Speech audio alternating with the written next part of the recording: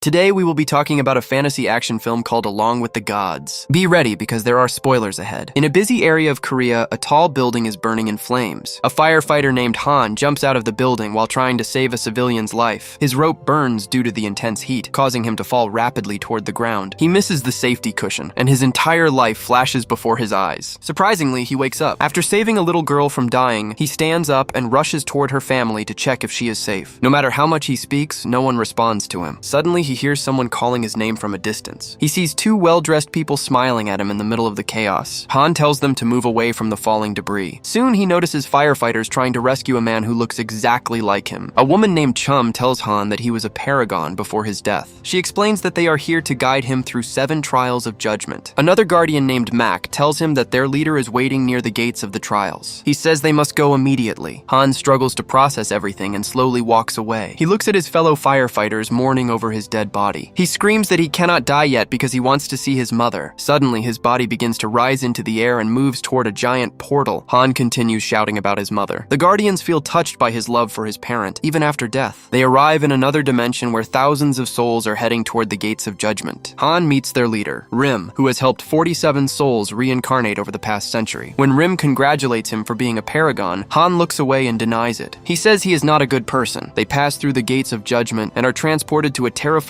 place filled with lava called the Mountain of Murder. Mac is shocked and immediately asks Han if he has ever killed someone. Han denies doing anything like that. Rim explains that even causing someone's death indirectly, by failing to act, is judged in these trials. This may be the reason they are there. Han is taken to a large arena where massive doors open beneath the ground. A huge pit of lava is revealed. Punished souls try to escape, but they keep burning in the sea of flames. The prosecutors begin the trial by accusing Han of failing to save one of his colleagues when he had the chance. They claim this mistake led to the man's death. They demand that Han be punished in the lava pit for 5 years to atone for his sin. Rim defends Han and requests a closer investigation into what truly happened during that incident. It turns out that Han did try desperately to save his friend at the scene. However, they were unable to move the heavy stone trapping the firefighter. After realizing the situation was hopeless, his colleague told him to leave and save the other civilians instead. Because of Han's decision, he managed to save 8 people that night. Rim argues that Han's bravery and sacrifice should be considered during the judgment. Seeing his courage in helping others, the judge decides to clear him of the charges. Han is allowed to move on to the next trial. Although he wins the first trial, Han is deeply affected by the memory of his colleague's death. He questions why the Guardians are helping him, as he does not believe he is a paragon. It is revealed that the Guardians have their own motive. They made a deal with the King of Hell, known as Yomra. If they successfully guide 49 souls through the trials and help them reincarnate within a century, they will be allowed to become human again. The group then arrives at the Trial of Indolence. Chum explains all the hard work Han has done throughout his life. Han has never been lazy and has always helped others wherever he could. This includes reckless but brave acts like knocking over a beehive and getting his entire team stung. He also once rescued a stubborn cat from the edge of a building, even though it resulted in damaging the owner's expensive car. The judge is impressed by Han's dedication and orders a statue to be built in his honor. However, she asks why he lived his life with such determination. Han simply replies that he did it for money. Hearing this, the judge immediately changes her decision. She orders that Han be punished. A massive machine chases those guilty of indolence, crushing their bones and feeding them to fish. The Guardians step in to defend Han and plead for a deeper review of his life. They reveal that Han worked hard to support his sick mother and help his younger brother achieve his dream of studying law. Han pushed himself to the limit, often ignoring his own health. His desire for money was not driven by greed but by responsibility. After understanding his true intentions, the judge declares Han not guilty. She recognizes that his actions were driven by love for his family.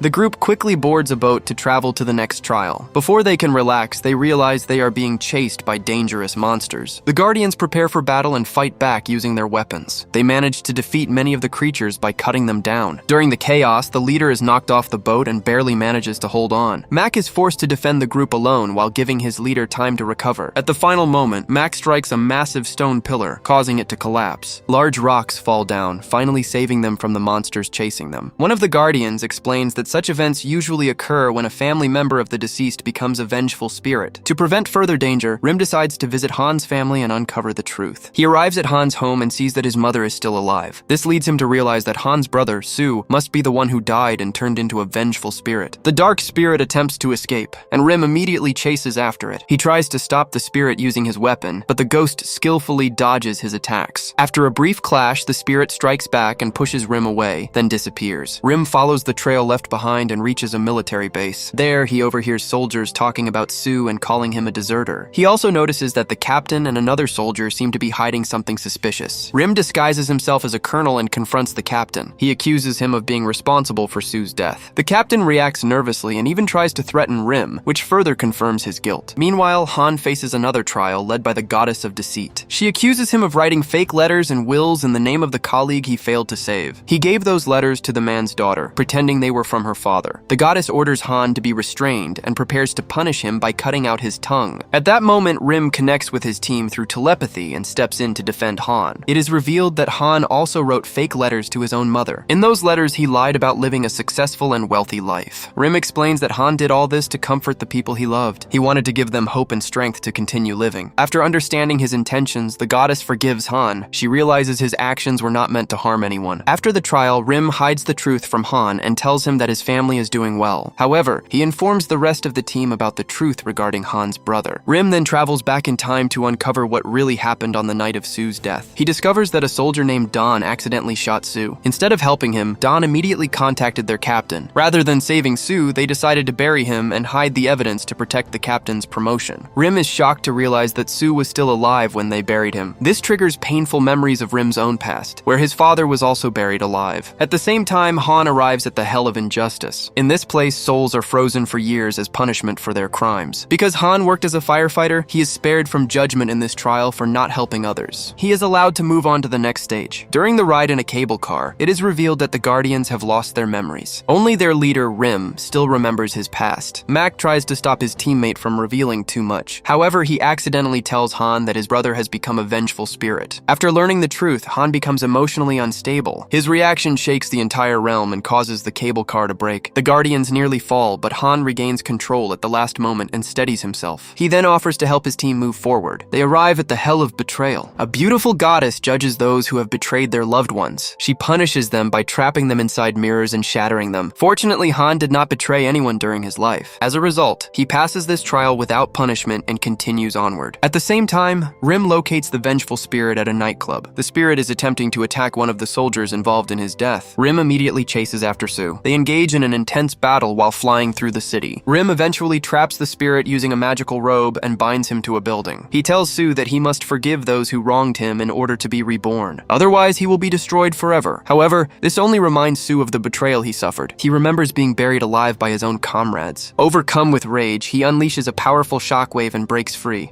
Meanwhile, Don, overwhelmed with guilt, drinks heavily. Unable to carry the burden any longer, he reveals the location of Sue's body to his mother. The mother looks at the map and finally learns where her son is buried. Sue watches all of this from behind her. After witnessing Don's remorse, Sue returns to Rim. He tells him that he has decided to forgive. Sue asks Rim to act as a medium so he can speak to Don one last time. He promises to continue the trials afterward. Through Rim, Sue speaks to Don and tells him that he forgives him. He also tells him not to waste any more tears on the past. Meanwhile, Han reaches the Hell of Violence. He sees a massive pit that he must jump into to proceed. Han leaps into the pit and crashes onto a large rock below. Mac quickly jumps in and catches his teammate, landing safely beside him. However, Han accidentally collides with them, causing all three to fall again. They begin plunging deeper into the pit. Mac rushes to help, while Han grabs the girl and tries to protect her from the impact, just as he did before his death. Surprisingly, their fall stops suddenly at the last moment. After reaching the bottom, the next trial begins. The trial of violence begins. The prosecutors accuse Han of beating his younger brother during high school. They argue that this act was especially cruel because his brother was already weak from malnutrition due to their poverty. They also point out that Han never asked for forgiveness. Instead, he ran away from home the very next day and never returned. The judge quickly declares Han guilty of committing violence against his own family. She prepares to send him into a pit where souls are endlessly struck by falling rocks as punishment. Just as the sentence is about to be carried out, Chum urgently asks the judge to delay the decision. She requests that the final trial be reviewed together with the current one, as both are closely connected. This decision is extremely risky. If Han is found guilty in the next trial, the Guardians will lose all their powers in the afterlife. Soon, the truth about that night is revealed. Sue woke up and saw Han kneeling beside their mother. Confused, he asked what Han was doing. He then realized that Han was trying to suffocate their mother with a pillow. Sue immediately tried to stop him. In response, Han dropped the pillow and began punching his brother in anger. It is revealed that Han felt completely hopeless at that time. Their family was extremely poor, and their mother was seriously ill. Han believed that that ending their lives was the only way to end their suffering. After the incident, he was overwhelmed with guilt. This is why he ran away and never returned home. After learning the truth, the Guardians lose hope. They realize that winning the trials will now be extremely difficult, especially with the final trial approaching.